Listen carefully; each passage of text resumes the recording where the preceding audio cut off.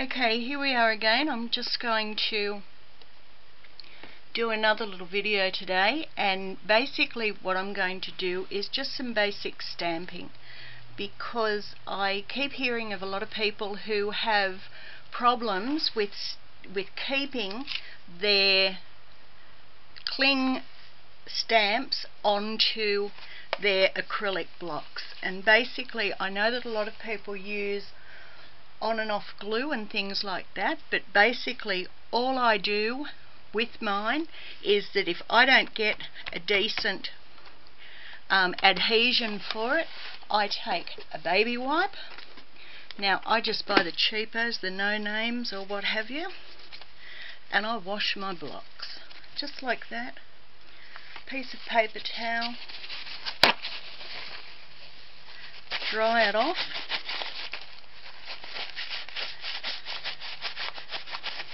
and if you feel that the cling film is grotty, well, give that a wash too. It's not going to hurt anything. And basically all you do is stick it down, and what you've got to do after you do that, give it a bit of something, give it just a little bit of pressure to let it stay there, and then it won't come off. Okay, now when I'm stamping, I find that if your rubber stamps don't stamp evenly, if you stamp on a few sheets of paper, some newspaper, a magazine, whatever, but I tend to use butcher's paper or the end roll that you get at the newspaper place, you know, the place that prints the local paper, with them. And with your inks, you'll find that pigment ink gives solid coverage, won't miss anything.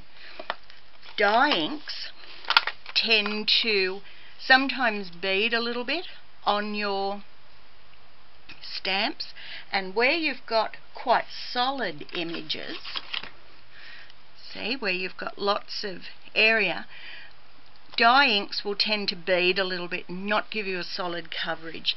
So a pigment ink will sometimes work better, and with your pigment ink, when you use them, just heat set them and then they're dry and ready to go.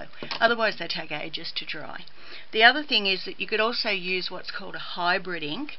Fluid chalk is a hybrid ink, and I use that a lot for everything, because even though it's a blendable ink that will run together and give you wonderful blending and soft finishes when you do wet stamping over wet stamping over wet stamping, it also gives you fine detail stamping as well, so that makes that easy. Now, just a couple of little things with stamping, right? I like to lay my stamp down and ink over top of it.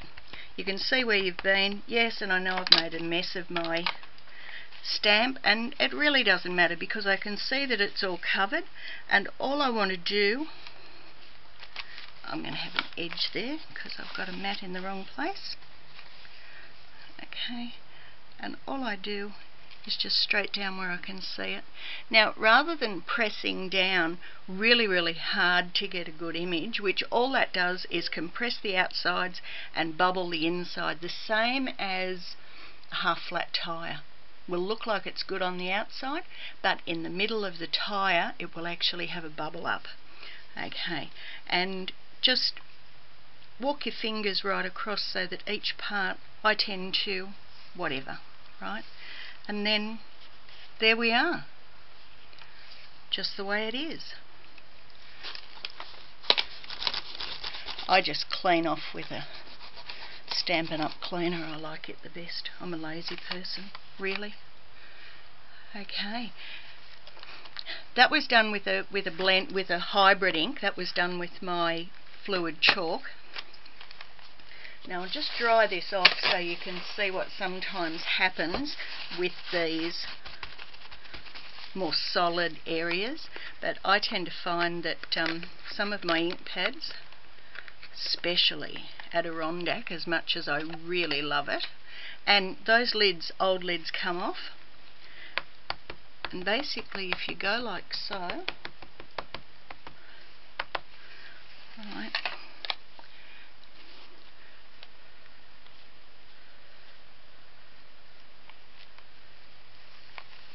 See how I've missed areas in here where I'm not real happy, where the ink hasn't grabbed onto the ink pad. Now there's a couple of ways you can fix that. You can run over it with a white eraser. After you clean your stamp, you can actually go over all the areas to totally clean it with an eraser. You can also use mild stamp. Sandpaper will work. As I said, I tend to be lazy, and I tend to find that if I do this enough, it'll cover the area that I want covered. I told you I was a lazy stamper, and I am.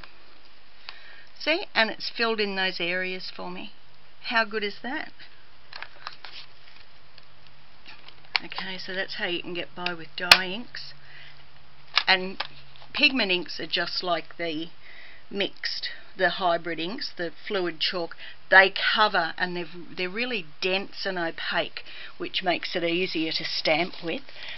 And I find those really good for stamps that are like your silhouette stamps. They're the hardest, I think, to stamp with the dye inks. Okay, so there you go. That's how it is. And that's about all I can show you today, I think. I'll come back with some other things another day. But basically, that's how to keep your stamp on the block. And like I said, just clean them so that you get that good cling. And make sure you push them down so you get good adhesion. Okay, thanks for watching. See you again soon. Bye.